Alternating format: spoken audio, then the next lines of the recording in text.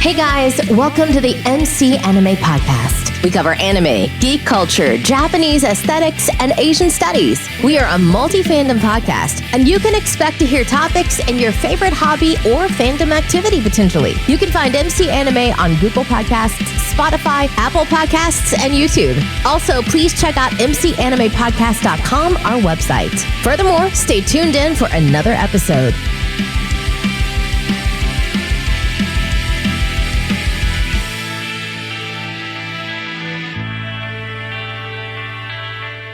Welcome to another episode of MC Anime. MC Anime here, and we're back with co-host Leah. How you doing today, Leah? I am doing awesome. I was a bit tired, but then I chugged the energy drink, so I'm awake. Oh, and I'll either have a heart attack or have a great podcast episode. We're gonna find out. Maybe the vitamins, maybe the deities of the vitamins of B world would be in your favor. There are no vitamins in this. It's just pure chaos in a can. What do you think most of the energy drinks are? Vitamin B. Older with vitamin B. True. There's so many different ones now. So like I keep trying out different brands just to see like what's going to excite me. My poor body. But but I'm good. How are you doing? A lot going on, but I'm more happy to discuss this particular episode today. So what we're doing is Japanese history from then to now, and we are explaining some of the periods that are common in Japanese history. Mm-hmm. And this is also like a pre-sequel episode to maybe other content will probably do with someone else, so this will fit right into what the podcast should be. Absolutely. So there's quite a few periods to go through, even though Japan it is a smaller island and country, but there is a lot of history packed into it. So I think it'll be fun kind of just to do an overview. And then later episodes dive deeper into different topics. Alright, so early Japan until 710. Century 710. So we have different periods of this time associated with early Japan.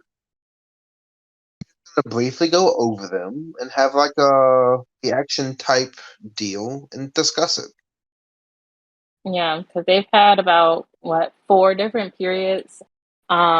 Just in Maybe early Japan. 710. Yeah. Yeah.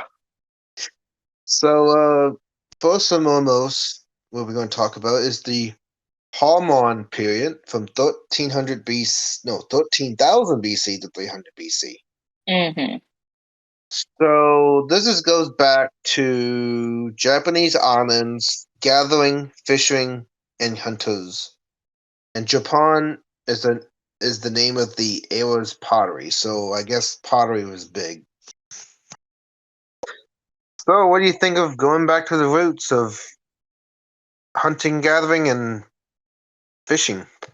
Honestly, when it comes to history, unfortunately, regardless of the region, whenever it's that far back, anything BC, I'm like, we're all the same. We're all just trying to survive and not get mauled by animals. But yeah, especially with these islands, fishing and hunting, I can see those being the biggest things that are necessary. Gathering, yes, of course, but I don't get the pottery. I didn't expect there to be pottery as a big thing so early on. So very cool. Well, how else would they get to have everything is going to be hands? Use your hands to eat and all that stuff.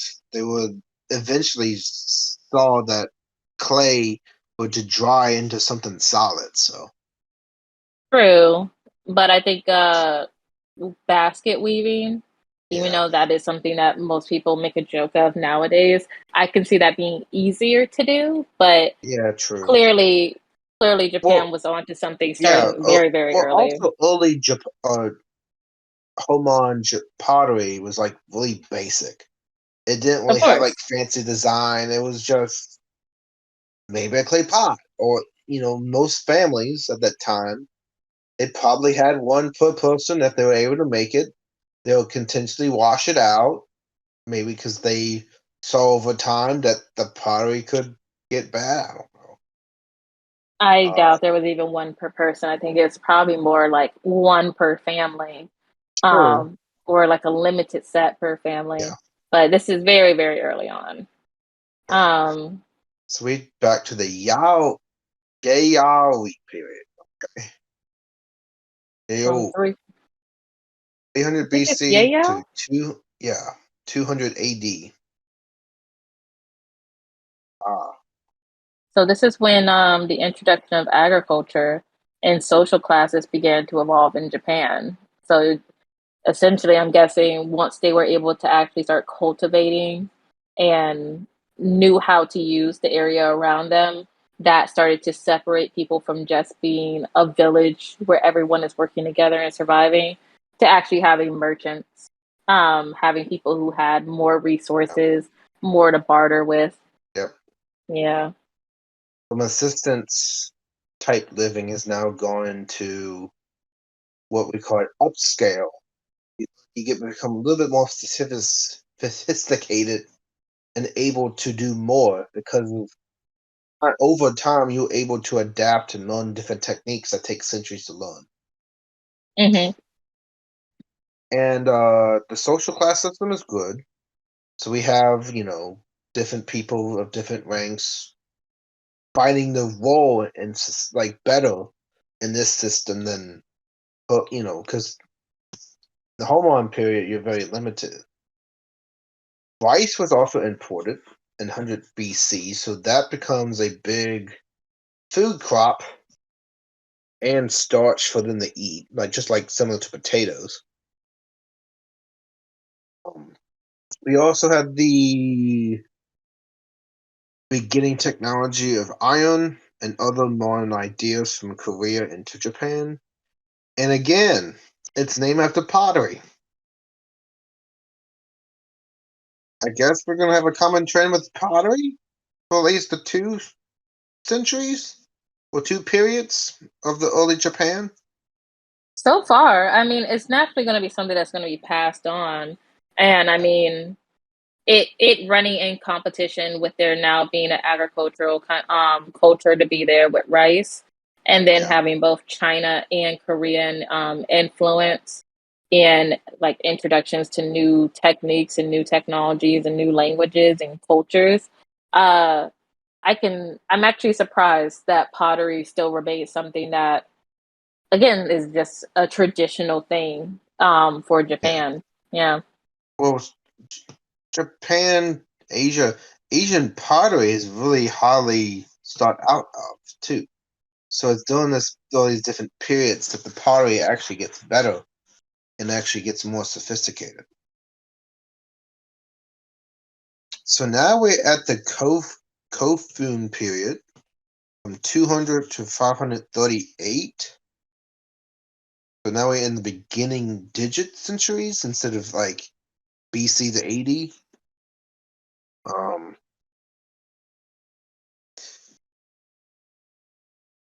this is what Yamamoto. So, hmm. We also have this, center of power and fertile kidney plain, and then by 400 AD, we are united as Yamamoto, Japan.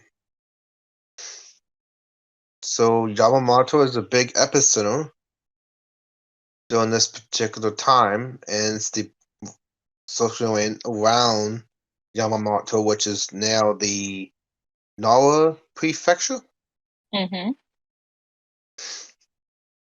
So when you Yeah. think of some of the uh, Kofun period, Well, I mean, it runs in like it's concurrent with the fact that in the previous period for the Yaye or Yahweh period, they got introduced to politics. They had a Chinese queen come over, yeah, Hamiko, who basically ran the country.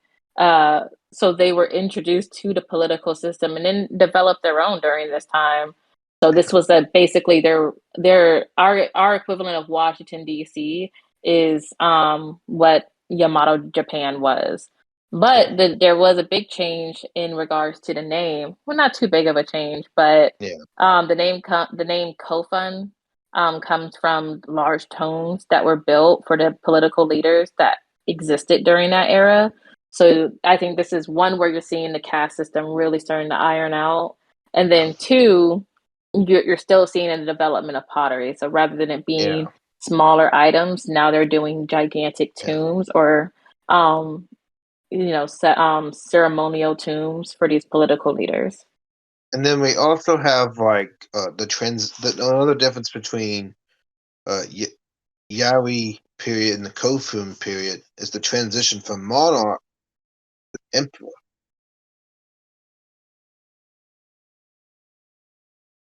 Yama, it's the capital, and it was moved frequently from one city to another.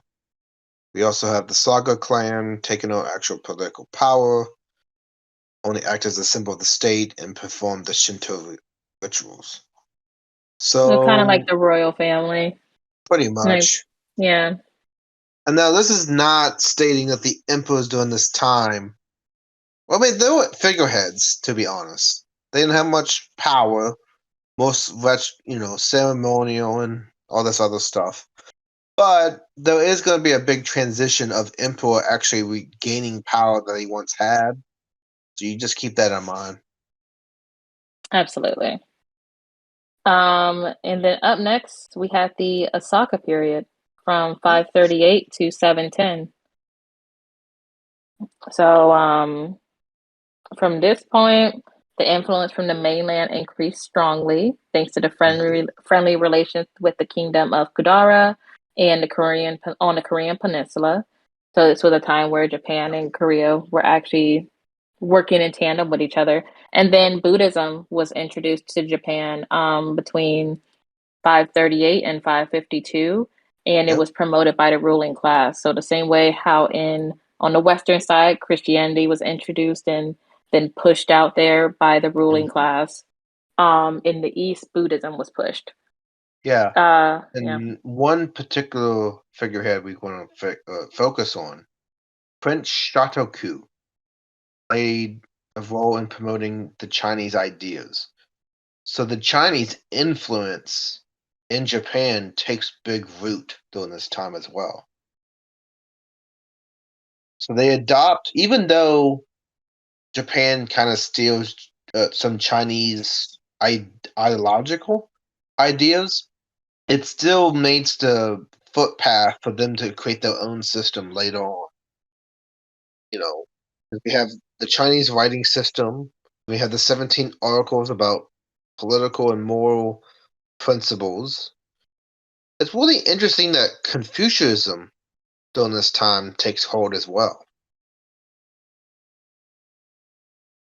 I mean, Confucianism and Taoism were brought in, and I think you do see every developing nation go through an era where once they are kind of established, once they have structure, once they have like a political system, there then becomes an influx of different religions being introduced that people can kind of get a choice to choose from. But there is always going to be the bigger towering one. So whether that be Confucianism or be Buddhism, I think those were the two bigger ones in Japan.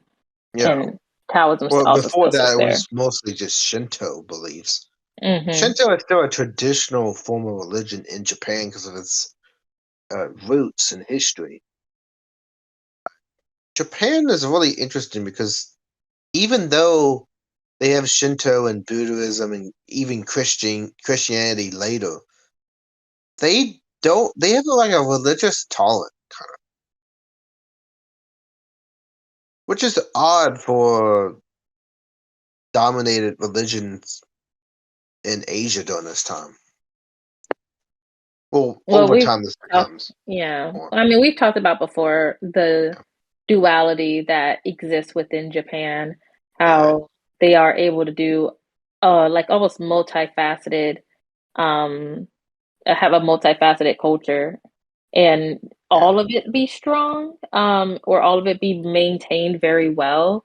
Mhm. It's an interesting place, and somehow still very orderly in the way that things transition. Well, we've seen like other nations have a bit of chaos with the changing of times. I think Yeah. Japan has been one of the more well-formed ones, I Oh would say. yeah. Yeah. And then 1645, we had the Nope. establishment of the Fuji. 6:45. 6:45. 645. Fujiwara clan. Fujiwara clan. Rise of the military class samurai in the 11th century. Now, this is for Nakatomi no Kamatari, which is, I think, the figurehead of the clan. Yeah. And they So lasted during on this until time, we also have the mhm. Taka reforms as well. And the Taka reforms were during the setup of the government, administration system, and also established after the Chinese model. Yeah, it's a lot of Chinese influence in their beginning years, up until 1710, to Yeah. think that they went ahead and also just a complete restructuring of their government and distribution of land for them to actually be able to pull it off and maintain it in any capacity is Oh insane to yeah. think about. Um, Kind of because interesting. redistributing land equally among farmers after you've already had the like rice agriculture come in and Hmm. that allow people to have a lot of land, a lot of money, and a lot of influence, especially with politics, for you to kind of go back and undo that to make people equal again. Yep. I can't really name any other time that I've actually heard of that happening and being successful. But Yeah. yeah, that's early That's Japan. pretty much early Japan. Now we're going to take a focus on Nara and Heian periods from 1710 about 710. 710 to 1185. So, but 710 is really significant. Nara is the first permanent Japanese capital. Because before this, Yamamoto was a capital, Kanto took root. There was all these different regions that kept moving, but Nara is actually a fixed location for the capital. Um, it was modeled after the Chinese capital, Buddhist monasteries in the new capital, strong political influence. Who would have known? Buddhism and the monasteries gained influence in government. Position of Yeah, the I mean, government and central government as well. that's kind of how it runs in True. tandem almost always. Whatever is the major religion is typically going to run in hand with the people who are in power. Yeah. That's just the way it works. So Yeah. these Buddhist monasteries aligned with political figures and Mhm. influence so that way they could protect the position of the emperor in the central government. And the Yeah. capital did move from Nara uh, in 784. It moved to Nagaoka, and then it Yep. moved to Heian, that is now Kyoto, in Yeah. 794, and it stayed there for over 1,000 years. So yeah, so now it's like that 1,000 years has actually influenced the capital moving. So yeah, they had to really find themselves, who they are, and basically establish the capital and have a central holding in such capital. Yeah, because this period of time, for Nara and Heian, it was really when Japan started to break away Mhm. from Chinese influence. So they had done the restructuring of land by modeling things off of the Yeah. Chinese government. But once they had established themselves and enough time had gone by, you want your own independence. And you see it Mhm. time and time again. So they started to break away from Chinese influence and tradition. And it still had it still had like a strong bond to them. It wasn't a quick breakaway, but Hmm. they did move the capital. They put it in a place where they could hold their own political power. Um, and then like things that were specialized or particular to Japan, like needs, services, government, Yeah. offices, and models, those all started to come about Hmm. and be influenced during Oh these yeah. periods. We had the kana symbols. Uh, Kana is basically you had like Hintakana, all that other stuff. So the basic forms of Japanese writing takes hold, the literature takes hold, Buddhist texts become imported, or also Japanized, as they call it. You know, the Japanization during this period is pretty influential because cutting off ties with China in direct adaptation of their policies to create their own identity. Yeah. We also have to address even though the Taka reforms were influential at the time, it still had similar impacts like the Articles of Confederation did. It had failures, and part of those were land and taxation reforms. Hmm. And you know what high taxes does, right? Makes you poor. Yeah, impoverishment. Many farmers selling properties and became tenants of larger landowners. So the distribution of wealth through the high taxes also made Well, it wasn't a areas in the distribute. land. They redistributed land, but they Yeah, didn't redistribute wealth. So yeah. if you were poor, they just gave You are you still poor. like yeah, if you had a little bit of land and then they gave you more land, but you were still poor, and then they Yeah. taxed everybody higher because naturally, of Mm, course, you can't move a capital city. You can't create a capital city and move it three times without yeah. having enough money circulating through. So there were high taxes, and a lot of people went Mm. through massive poverty and displacement because of that. It's just like, well, the transition to the Great Plains. Well, they gave you land. You're still poor, but you're still poor regardless of the land you were given, but you had your And own that, opportunity. yeah.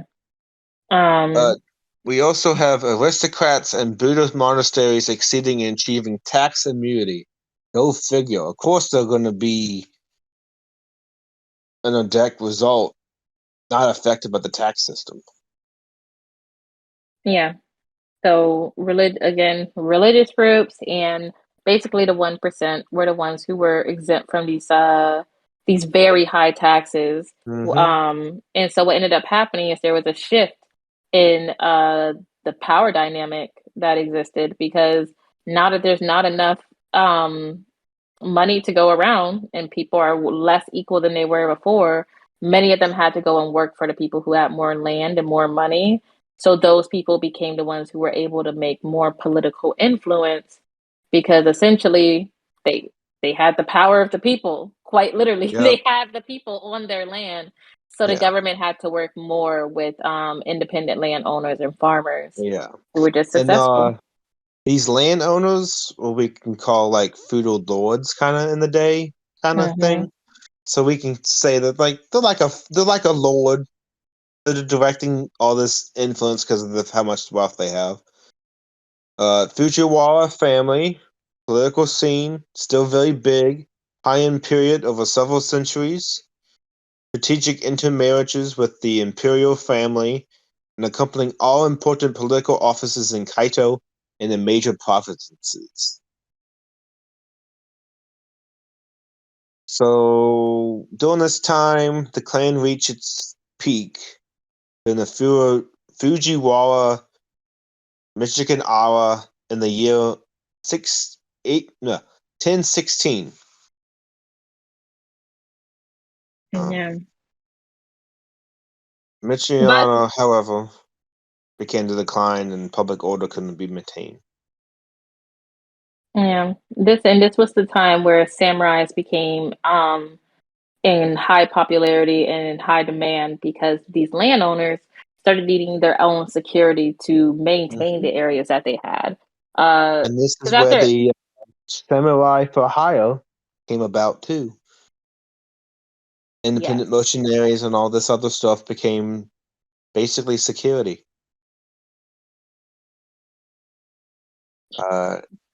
Fujiwara supremacy came to an end in 1068 when the new emperor Sanjo was determined to rule the country by himself and failed to control him. Oh, okay. He I mean, that's a meditated pretty big shift. through. That's It's a actually really the big shift. Ensei government. The Ensei government during this time was the shift from the Fujiwara supremacy. Yeah. And I mean, this is finally the transition of beforehand where it was just political rulers and there'd be an emperor, but they were more so just for show and tapestry, while the Buddhist monasteries and these political leaders, they ran the country. Then it went to the Fujiwara family having main control. And now you have an actual emperor in power who had enough Yeah. power uh, to take over the government and run it himself, Oh which yeah. hadn't been done before. Um, and I This. mean, he eventually did like Yeah.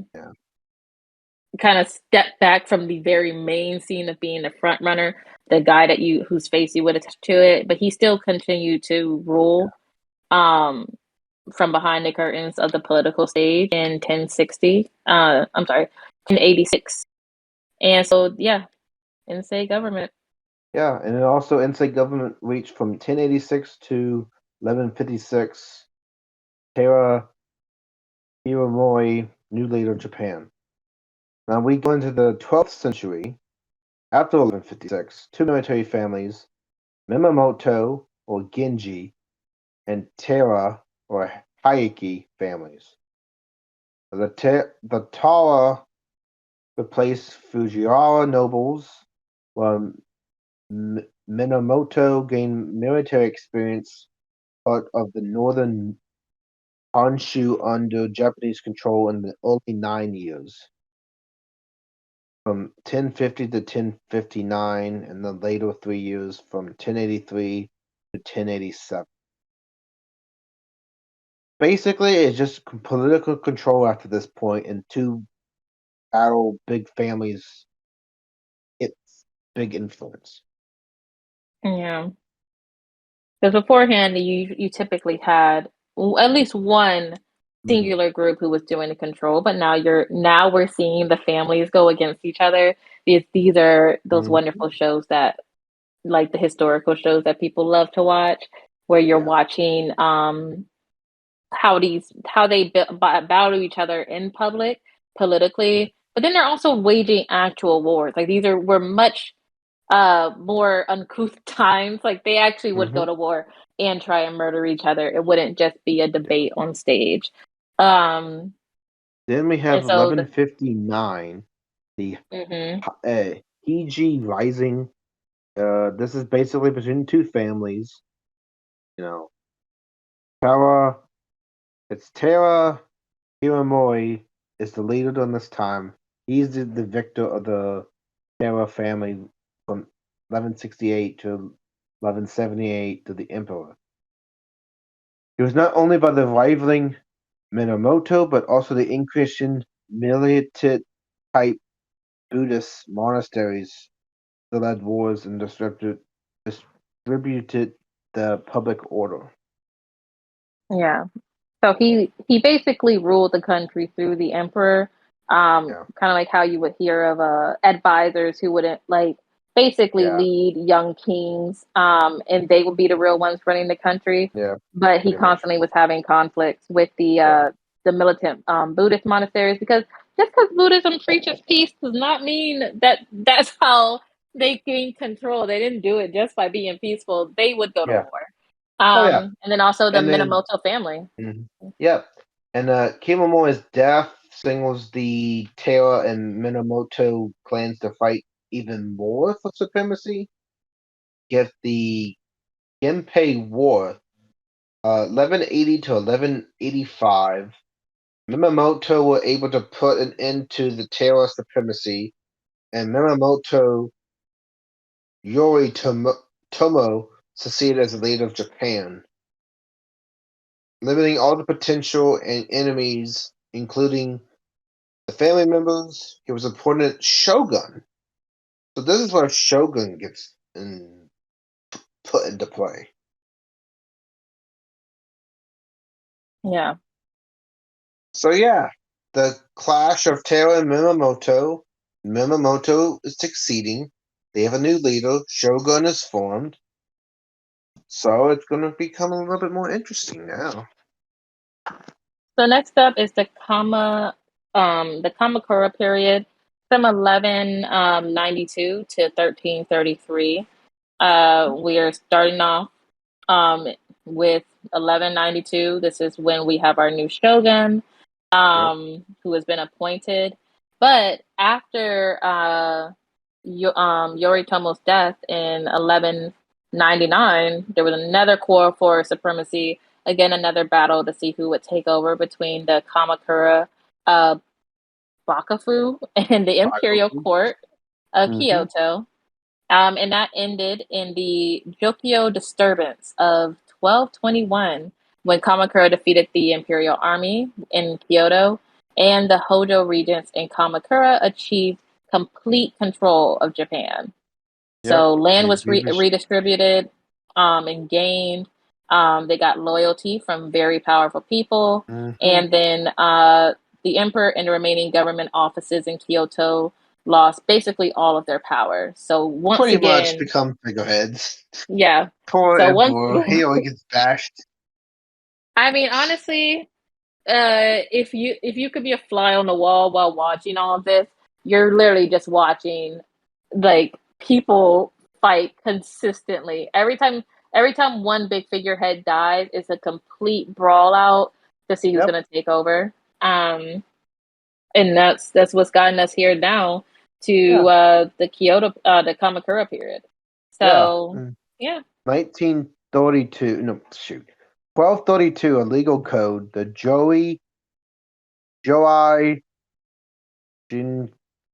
Shinkimoko was promulgated. It stressed Confucian values, loyalty to the master, attempted to suppress the discipline of morals and discipline, title control of the Hojo clan, and any signs of rebellions were destroyed immediately. Okay. So that's because pretty cool. I mean, Chinese influence was, again, still there. Just because it started to decline in a couple of 100 years earlier did not mean that Japan wasn't still heavily influenced by these very strict morals. And the Buddhist sect that was in power now, or just very radical, had come in about in 1253. Yeah. So now we're seeing the tightening of morals. And during this tight control, Shogun was in Karakura without much power, locating Kaito in western Japan. Constantinople's stewards controlled the provinces loyally and tightly. Hojo regents were able to bring decades of peace, economic expansion, etc., until another power came to threaten Japan in 1259. 1259, we get hit with the Mongols, and now the Mongols have been taking over within China, just creating tyranny, capturing land. But they had set their sights on Japan, and naturally, there's always declarations of wars being sent out. So they're letting Japan know that we are coming for you, and we are planning to take over your nation. And these things were ignored by Kamakura. He just, I guess, decided that they weren't serious enough or wasn't a big deal. But that resulted in 1274 there being the Mongol invasion, the very first one at least, on the island of Kyushu. And while this battle absolutely would have led to defeat for Japan in this island, because the weather was so bad, the Mongols had to actually retreat their gigantic fleet of ships just because of the weather. So it was absolute luck that this one island wasn't taken over. And the fact that the man in power was just like, there these threatening letters coming from our neighboring country aren't that big of a deal is very strange. From years and years of fighting, it seems very odd.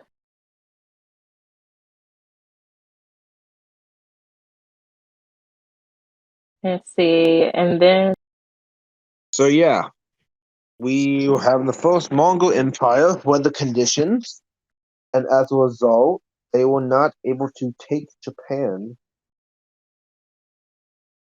for the simple fact that the island was too much and the yeah, naval fleet could not deal that with was the it. weather. That's what saved them.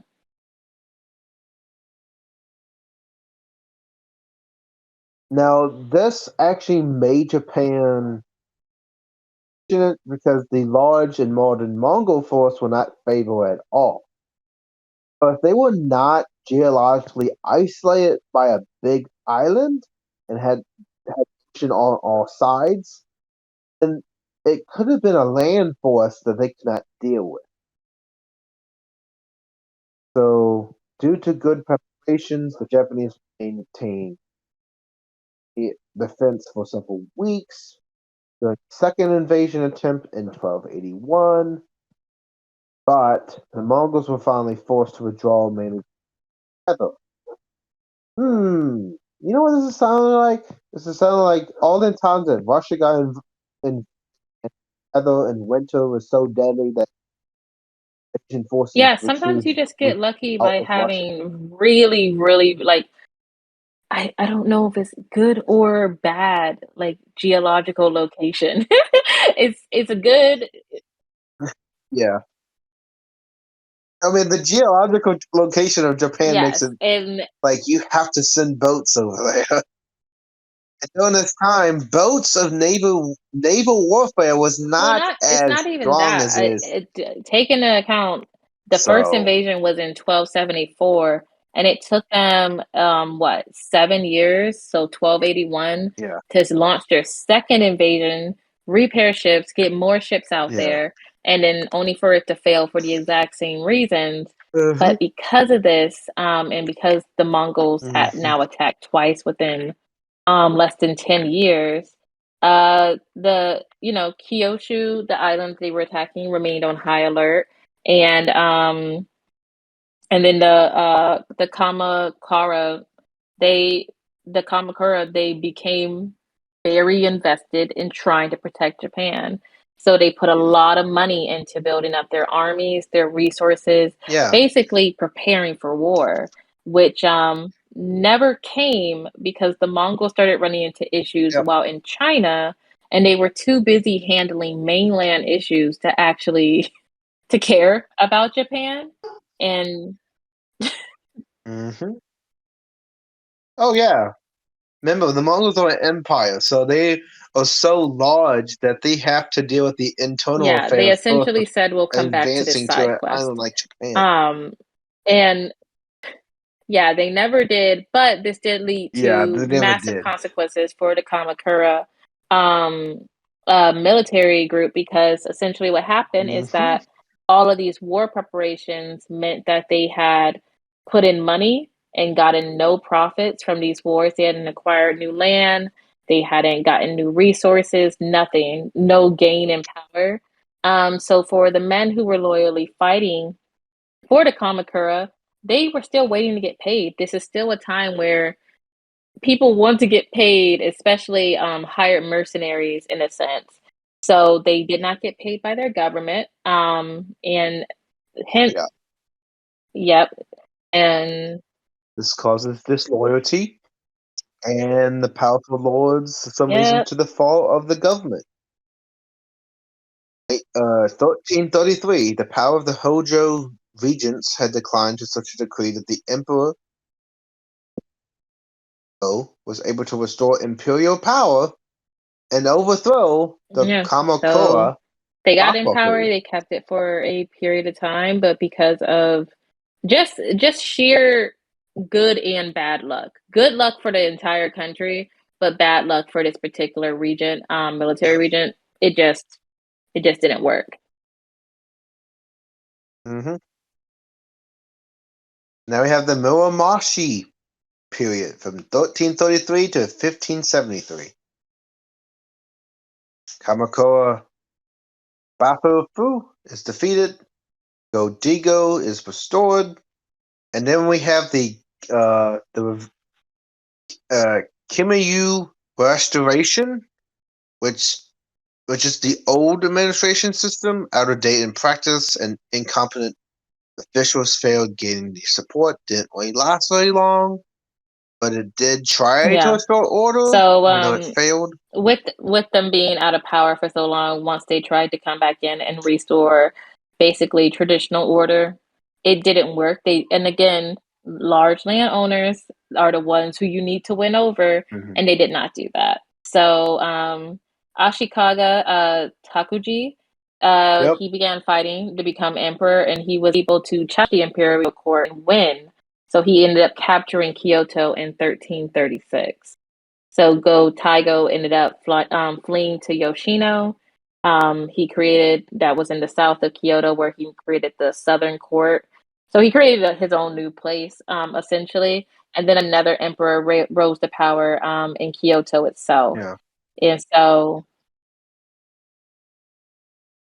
And this is because of succession dispute going between two lines of the imperial family since the death of Emperor Go-Saga in 1272. Once again, there's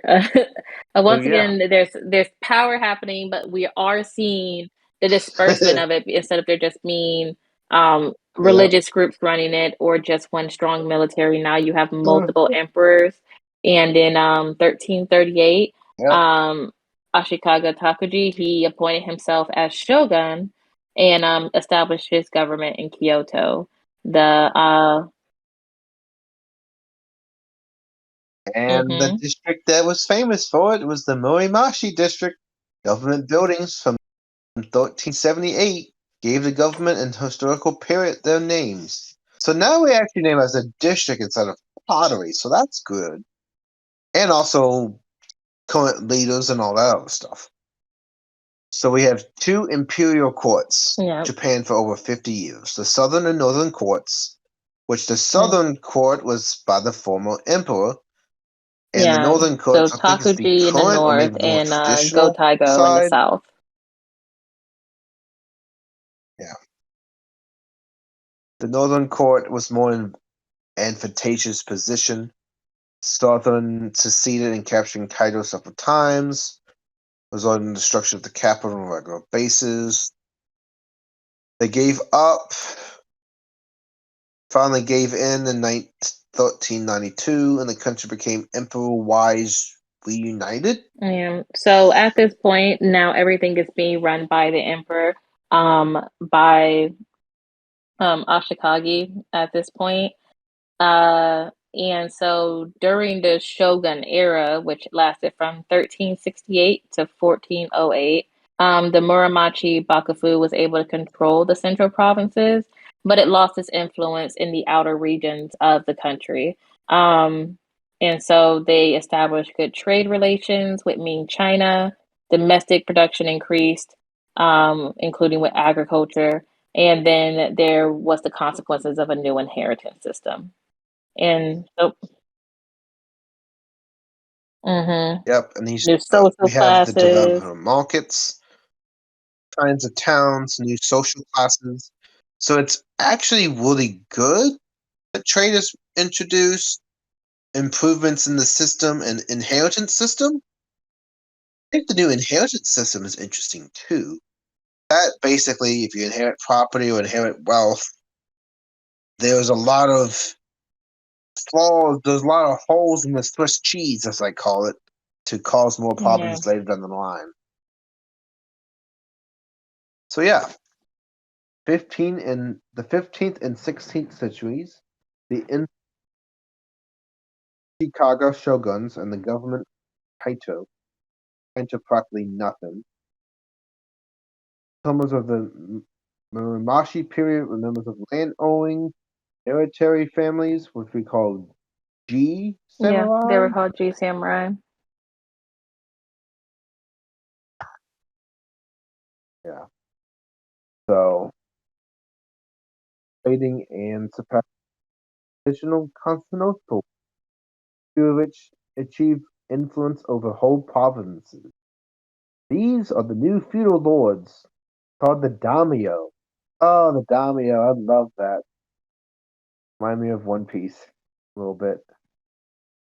But anyway, what do you think of the daimyo being impacted I on think this it show? adds like essentially fresh blood into the mix of all of these kind of. You've got these shoguns, you got these emperors, you have these feudal lords, but having these new ones that come in who are they're fighting in even smaller capacity than what we've been seeing Mm-hmm. before, where it would be.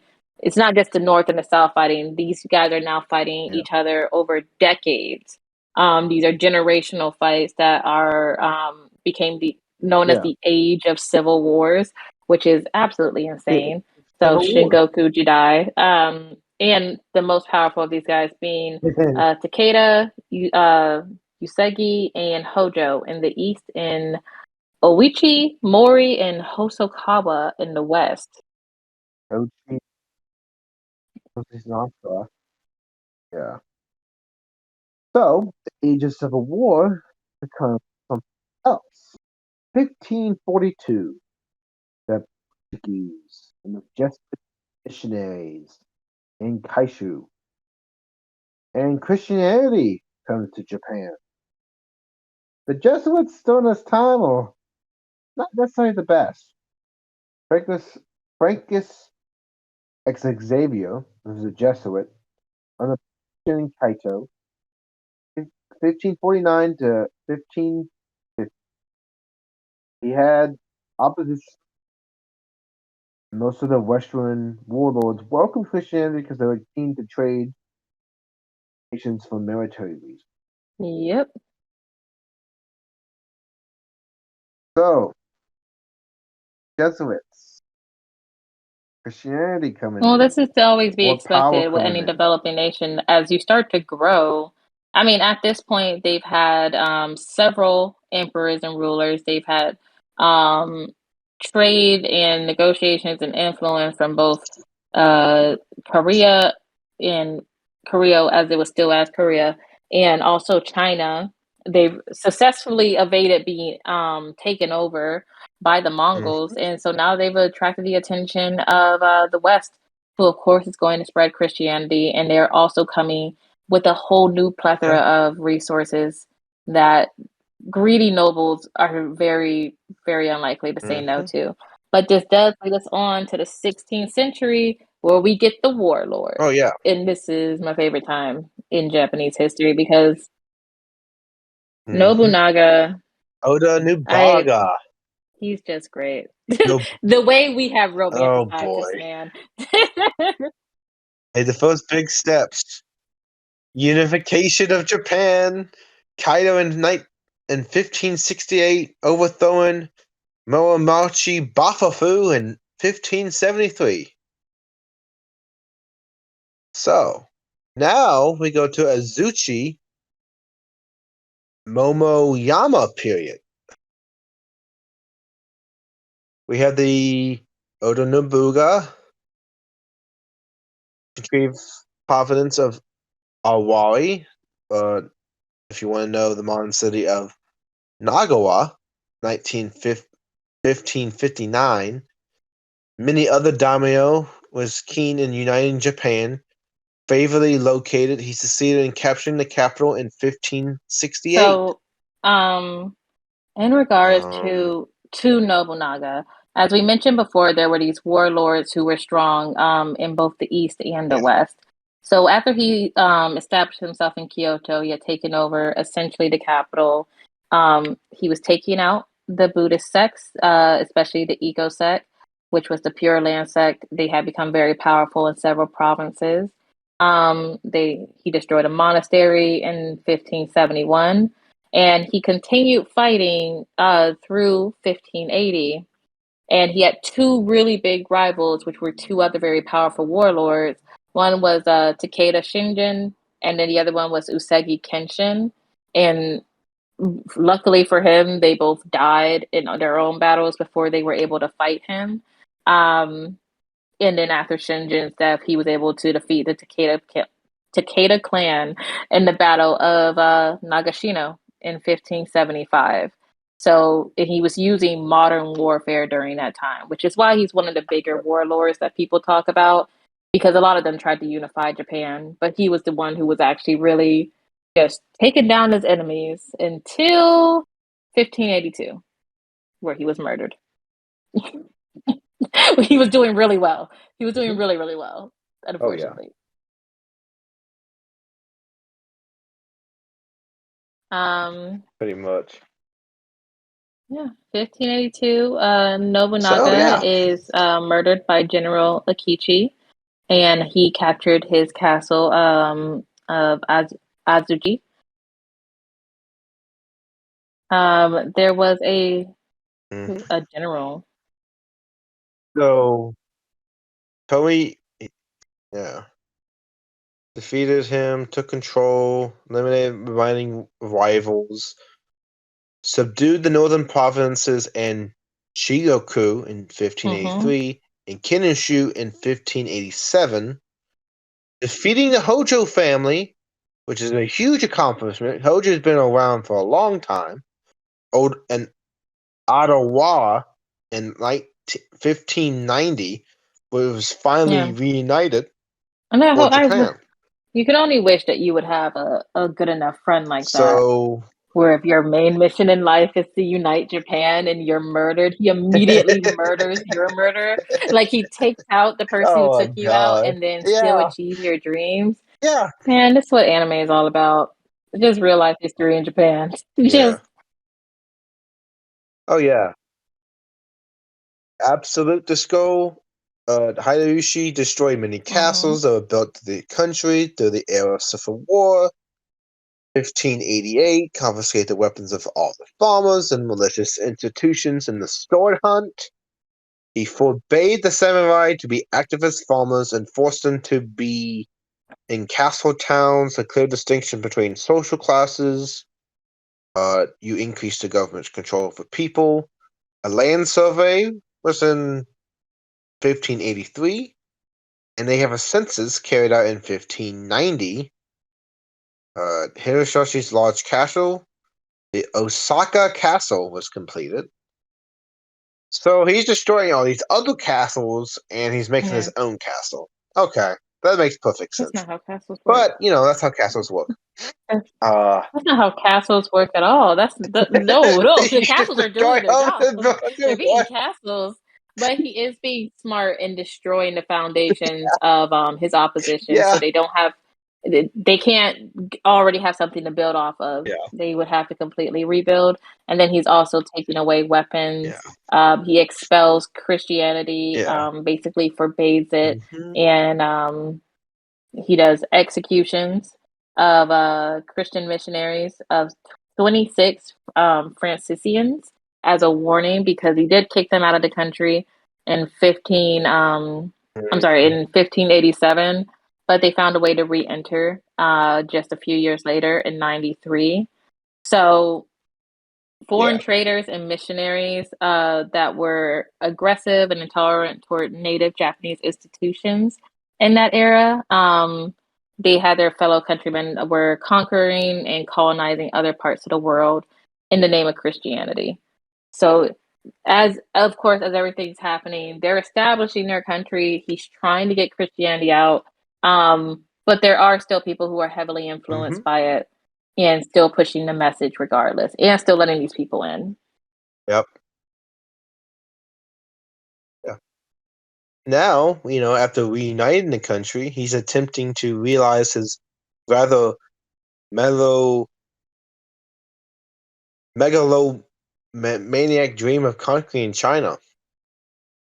1592, he invades Korea, captures Seoul, the capital, within a few weeks. However, pushed back by Chinese and Korean forces in the following year, Hideyoshi stubbornly didn't give in until the final evacuation from Korea in 1598, the same year in which he died. And then we have another political figure coming into the mix, Tokugawa Ieyasu, who had been an intelligent partner of Inuarashi and Nobuga. Nobuga Hideyoshi as the most powerful man of Japan. So this brings us to the Edo period. It very much so is. And It's interesting. About a little over 200 years, from 1603 to 1868. So we start off with Tokugawa. He essentially did not care about Hideyoshi's successor. He didn't respect him, who was Hideyori. Yeah. He wanted to become the absolute ruler of Japan. And so in the Battle of Sekigahara in 1600, he ended up defeating Hideyori's loyalists and other Western rivals. So he achieved almost unlimited power and wealth, and was appointed shogun in 1603 by the emperor, and established his government in Edo, which is now Tokyo. And the Tokugawa shoguns continued to rule Japan for another 250 years, which is the entirety of the Edo period. For Anne, this is also like the explorer aspiration from Europe to the Americas. So the Edo period is really interesting. It's actually lasting a really good time. Yeah. So we brought the whole country under tight control. We distributed land among daimyo.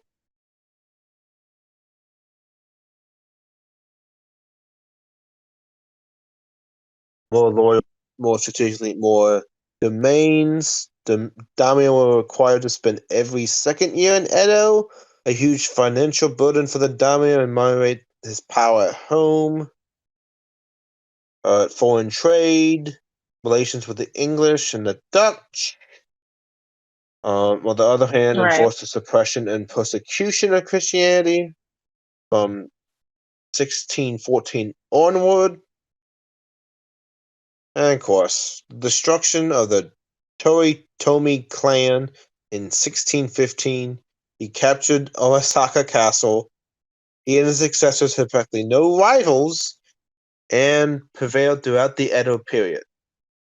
Warriors, samurai, educating themselves not only in the martial arts, but also in literature, philosophy, the arts, etc. Also the tea ceremony. So he was very strategic in his work. While Nobunaga, I think, is the warlord everyone looks at in the one who truly helped with the unification of Japan. And if it wasn't for his efforts, we definitely wouldn't have gotten here by now.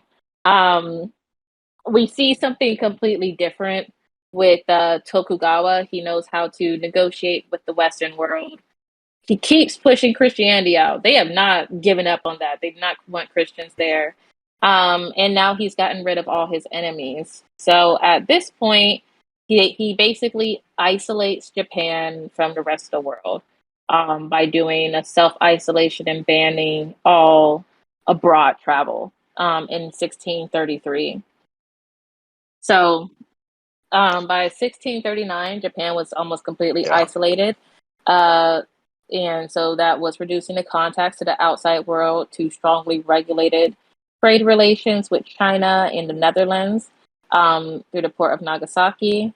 All foreign books were banned, and only select daimyo were allowed to trade with Korea and the Ryoku Kingdom and the Anu Kingdom in Hokkaido. Yeah. Despite the isolation, domestic trade, agricultural production continued to improve.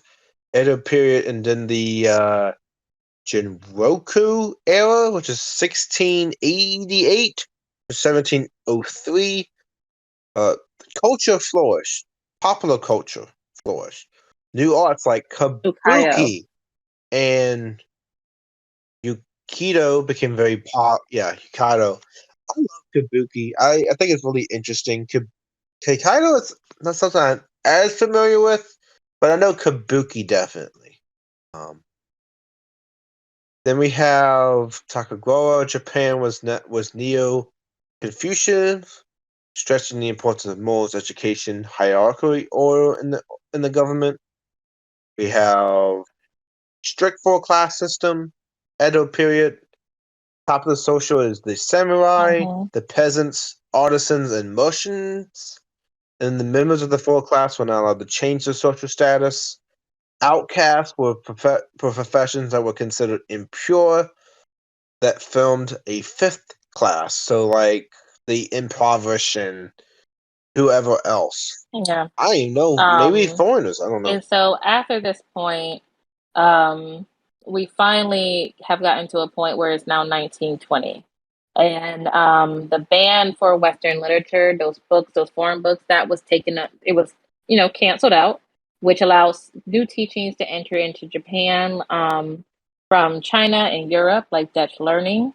And new nationalist schools that combine Shinto and Confucianist elements also developed. The Tokugawa government remained strong and remained stable over several centuries. This definitely had to help with the caste system and basically doing a self concentration of their culture. And then it began to decline for several reasons. There was a steady worsening of the financial situation, which led to higher taxes and riots from the farm population, constantly seen in Japanese history. And they experienced natural disasters and years of famines that caused further riots and further financial problems for the central government and the Damo. So even them having their samurai and whatnot, if people are starving and hungry, they're going to riot. And so that caused the social hierarchy to begin breaking down because the merchant class started to decrease. The merchant class started to increase and grow bigger and bigger, while the samurai became financially dependent on them to get hired for jobs and to get money. So in the second half of the era, corruption, incompetence, and a decline in morals within the government caused even more problems from what they already had. Yep. True. Now, the end of the 18th century, external pressure. Russians first tried to establish trade contacts with Japan without success. Other European nations and the Americas in the 19th century. It was eventually the Commodore Perry, 1853, and again in 1854, forced the Tokugawa government to open a limited number of ports for trade. However, the trade remained very limited to the Meiji Restoration in 1868. Oh boy.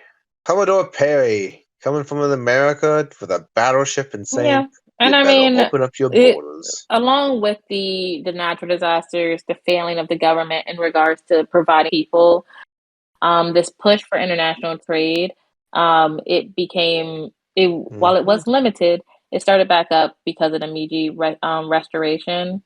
But the government did eventually fall in 1867 and 1868, just because while there was a class of essentially samurai who were ultra conservative, they agreed with keeping the outside world out, were very pro Japanese, only Japan, nothing else. There were still growing tensions, and people were seeing the benefits of Western influence and interactions and engagement.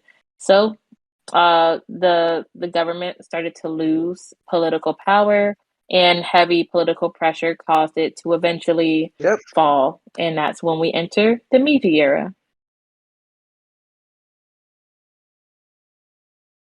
Yep, and the Meiji period's from 1868 to 1912. So the time now of Japan gets significantly shorter with the emperor and all this other stuff. So Tokugawa was very successful in the Edo period, but not in the Edo period. Yeah. Era either. Meiji was moved from Kaito to Tokyo, the new capital. Imperial power was restored. The political power was transferred to Tokugawa Bakufu into the hands of small group of nobles and former samurai. Other subject Asian nations forced to sign unequal treaties with Western powers. There's one-sided economic issues in Japan. They regained independence from Europeans in America. Established herself as a respected nation in the world. Meiji Japan was determined to close the gap. Western powers and militarily and economic reforms were carried out in all areas. So this is interesting because now Japan actually catch up with the Western world. They become a Western power. No, they came to compete with Western powers, which is, I think, the first Asian nation to do so. So they were ahead of. Yeah, they were ahead of Their moves other were Asian very strategic. So from Nobunaga colonies, what we should call it. to what was it, Tokugawa, to now we got to the Meiji era with their emperor.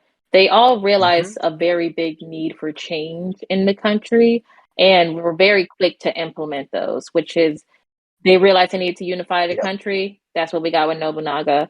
With Tokugawa, he knew that they needed to make very strategic relations, but they needed to grow as a country itself. But the big issue was that they cut themselves off from the world. So once we enter the Meiji era, they're reopening themselves, but now they're restructuring their country in all sectors. So from agriculture to social classes to public relations. They knocked down the samurai. The samurai lost all of their power and position because they were so high above everyone. And so you see them lose that and basically become like less than commoners almost in these social reforms to allow for religious freedom that happened in 1873 and to kind of equalize the entire country so that way people weren't so left out. We have feudal lords, the daimyo, return all lands to the emperor. 1870, reconstruction and practical education system, French and the German system, introduction of compulsory education, which we have similar today, intensive westernization, national beliefs, principles of Confucianism and Shinto, the worship of the emperor were increasingly internalized and taught at the institutions. Military sector, high priority in European and American imperialism, universal conscription, and a new army after the Persian force and navy and the British one. But they're going from agrarian economy to an and they were very smart because to transform into this agrarian economy, they sent out their scholars to travel around the world and to study abroad, to learn the sciences, the languages, and learn from different experts, and then come back and teach Japanese nationals these things to again continue growing the country. So the transportation and communication networks were improved by the means of the large government investments, and they also directly supported the prospering of businesses and industries, especially the large and powerful family businesses called the Zaibatsu. Zaibatsu?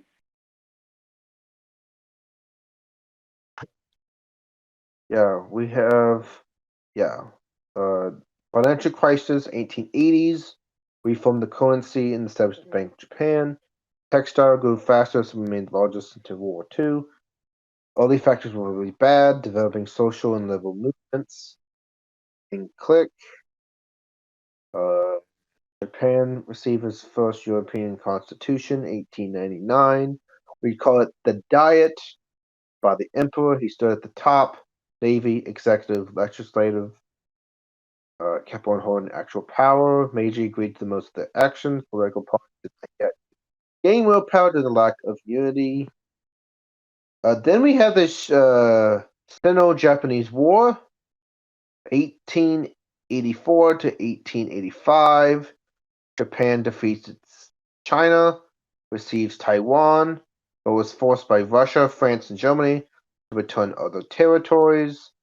The triple intervention caused Japanese army and navy to intensify rearmament. Basically, this is the first war that kind of gave Japan a push in the Asian sector.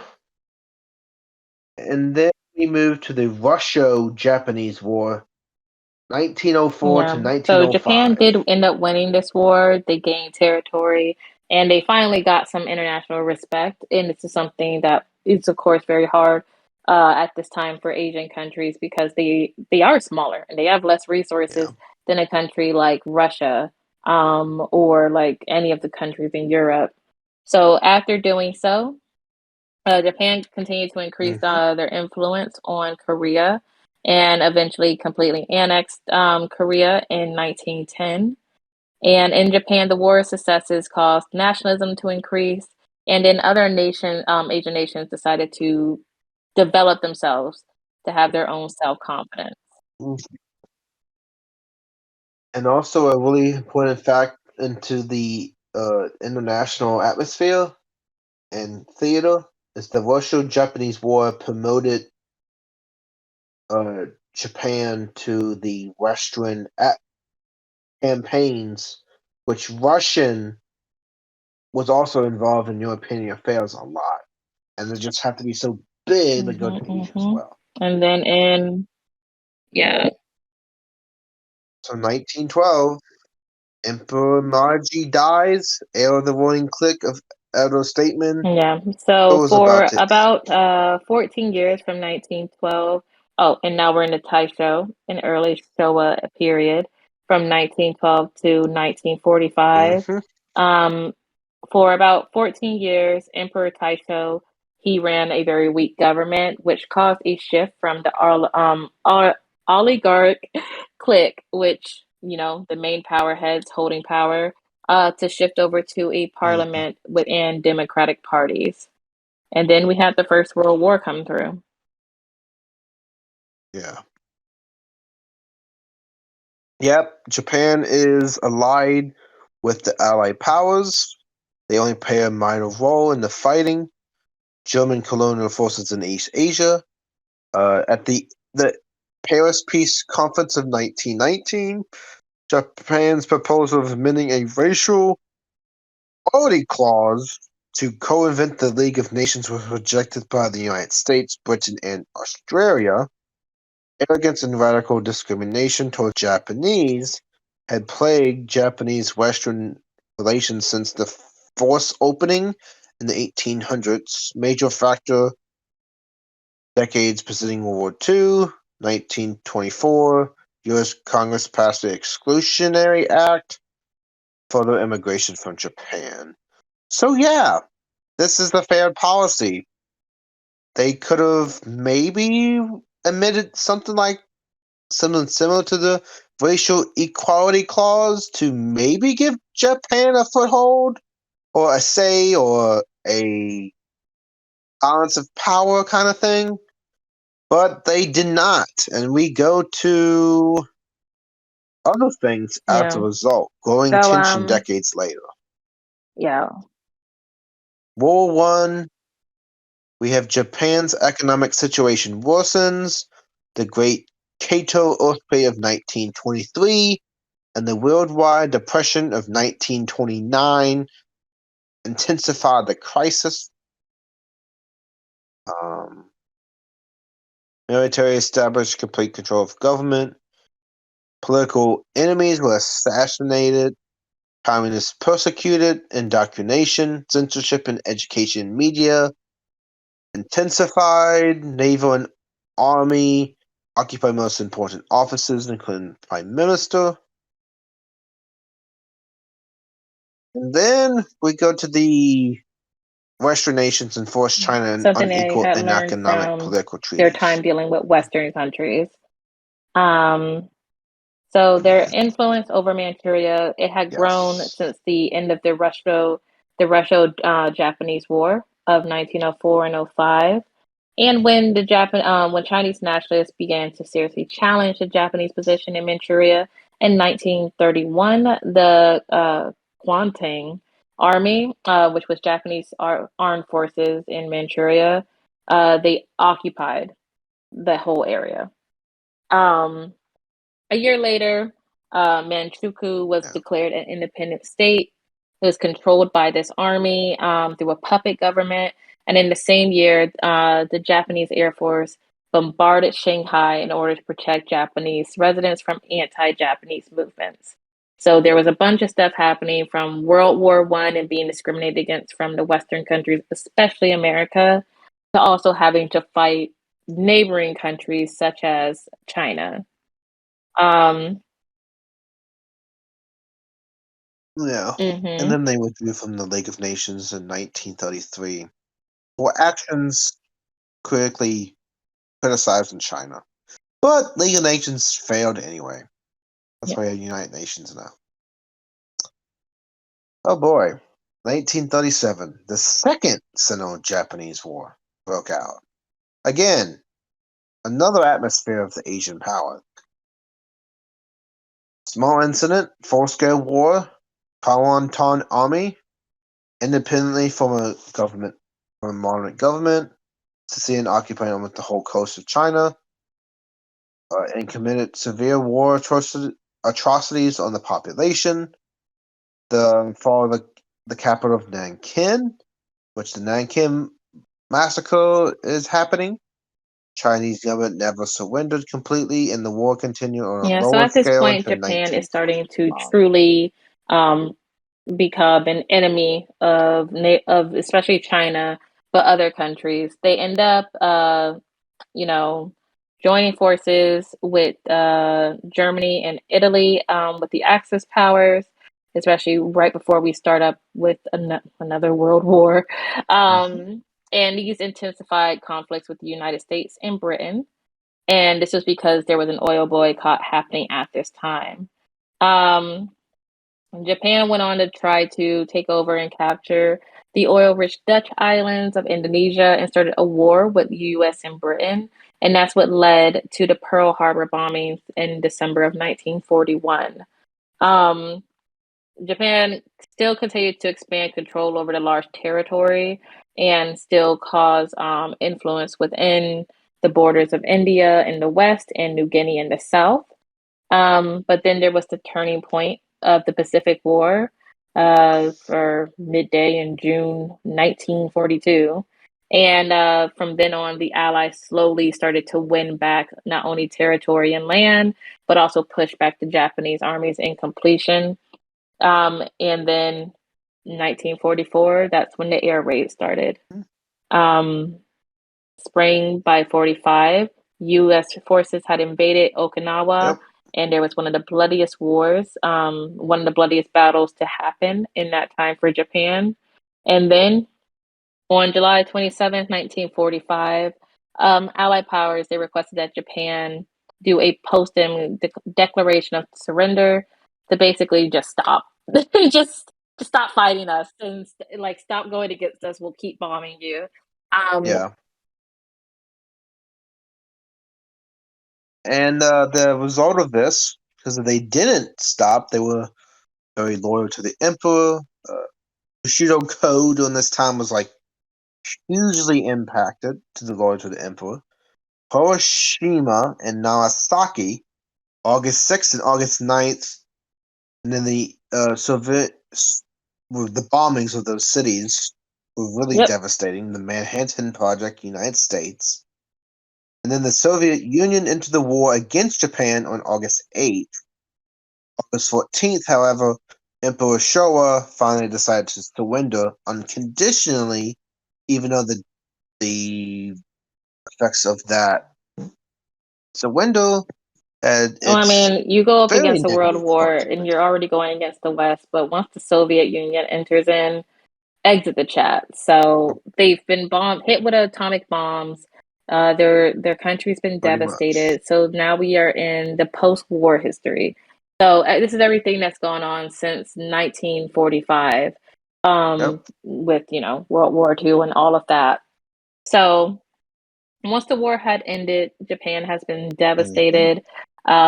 Their industries, their network systems have been severely damaged, and there is a shortage of food that goes on for several years. Um, Yeah. The occupation of Japan by the Allied powers started in August 1945 and in April 1952. General MacArthur, first Supreme Commander, the whole operation was mainly carried out by the United States. They lost all the territory acquired after 1894. In addition, the Kuril Islands were occupied by the Soviet Union, and Ryukyu Islands and Kurima were controlled by the United States. So Okinawa was returned to Japan in 1972. However, a territorial dispute with Russia concerning the yeah. Kuril Islands So, has not been resolved after this yet. point, now that Japan has lost all the territory they've taken over, and they're still trying to recover, and they're still dealing with crap from Russia, um, they had their war machine destroyed, and then war crimes were held because they had committed war crimes against the Chinese uh, community and people, and also against the U.S. So from there, over 500 military officers committed suicide after Japan surrendered, and then many more, hundreds more, were executed and found guilty for committing war crimes, except for Emperor Showa, who was not declared a warhead. Instead, a new constitution was forcefully put into effect in 1947. He lost all of his political power and military power and was basically made like a figurehead and a symbol. So, Yeah, and also because it was he would also Emperor Showa would be the last emperor of this period until his death. yeah. There will not be They any more also emperor after that. they were also forbade from ever leading a war again We- because you got to remember they did lead a war. They did start some stuff. He was actually It's just forbade to so leave like they basically the this is capital grounds. when the biggest penalties came into effect following World War II, and they were basically being completely Yeah, policed by Western countries. So they were forbade from ever leading a war again and or maintaining an army. And furthermore, Shinto and the state were clearly separated. There was no longer this intermingling between both sets. yeah. Intended to break up power concentrations, Daibosu and other large companies, decentralizing education system, police, land reform, concentrations in land ownership were removed. First half of the occupation, Japanese media was subject to rigid censorship of anti-American statements and controversial topics such as race. And yeah, this also the censorship kind of made Japan go into other areas to talk about war propaganda after the war, Mm-hmm. which we have in early anime. Um, And so nice during little this time, tidbit we are there. leading up into the Cold War. And so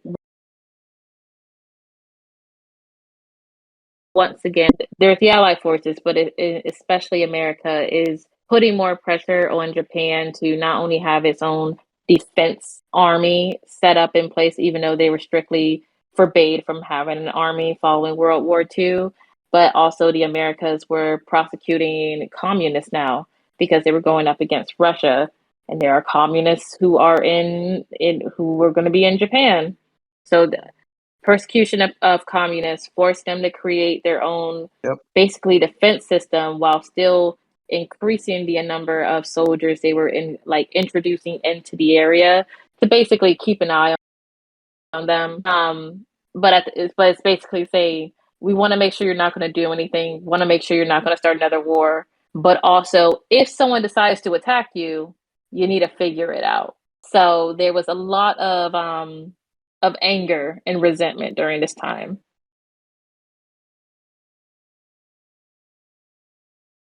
Yeah. Peace Treaty, 1952.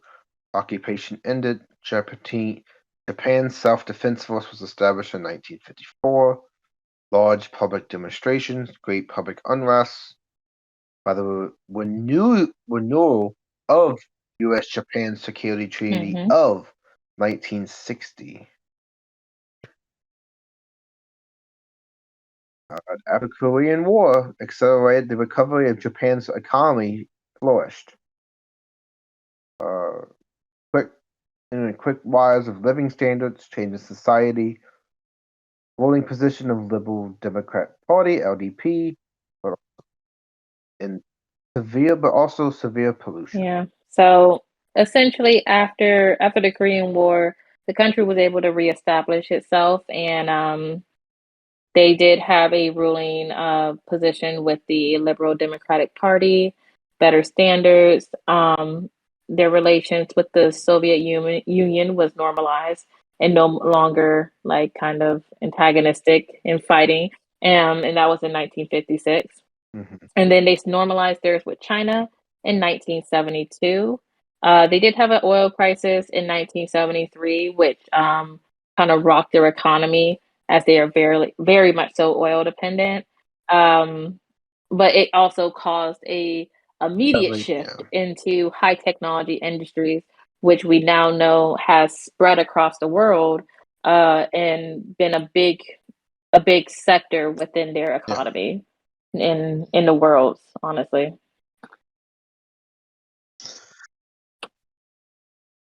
So yeah, this is our attempt for going from Japan's history from then to now. It's a brief overview of what Japan has been and the different periods resulting in the Japan that we know today. So it was a really interesting topic for this particular episode, a little bit longer than others, but it has good faith because now we can refer to other periods when discussing different topics. I mean, yeah, so, this was a very brief like overview of their history. Each one of these eras that we went through has so much more in them and so many key players that help the country develop to what it is now. And it's also just great to learn its history because as we enjoy their culture and the products that they produce, their animations and storytelling, it's great to see how they got there and also how that is shown through their artwork. So when we did our podcast episode on the evolution of anime, you see a lot of that influence, especially starting up from the World War. So yeah. Yep. And this is the conclusion of Japanese history from then to now.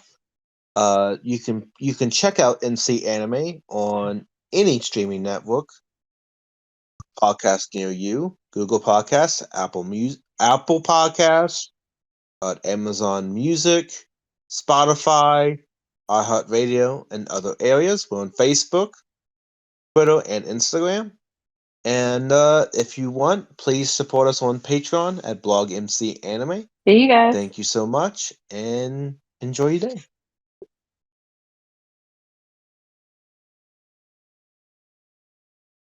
All right.